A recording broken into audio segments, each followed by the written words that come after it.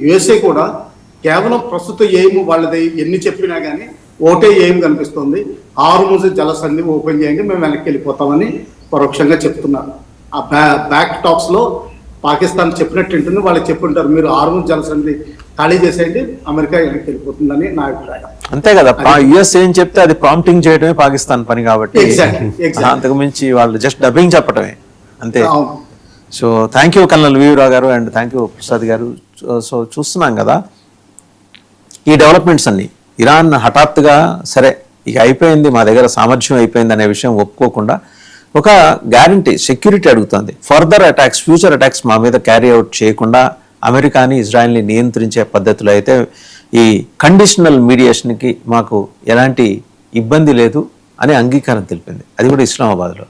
సరే ఎవరో మొత్తానికి ఏంటంటే ఏదో ఒక మంచి పని చేసామని అనిపించుకోవడానికి పాకిస్తాన్కి బహుశా వాళ్ళు పుట్టిన తర్వాత, ఆ దేశం పుట్టిన తర్వాత ఏదైనా మంచి పని అంటూ జరిగితే వాళ్ళు క్లెయిమ్ చేసుకుంటున్నట్టు. ఇన్ఫ్యాక్ట్ ఇదంతా అమెరికానే చేయిస్తుంది కానీ పెరిఫెరల్ పిక్చర్లో పాకిస్తాన్ కనిపిస్తుంది కాబట్టి వాళ్ళు క్లెయిమ్ చేసుకుంటున్నట్టు. వాళ్ళకి ఆ ఒక్క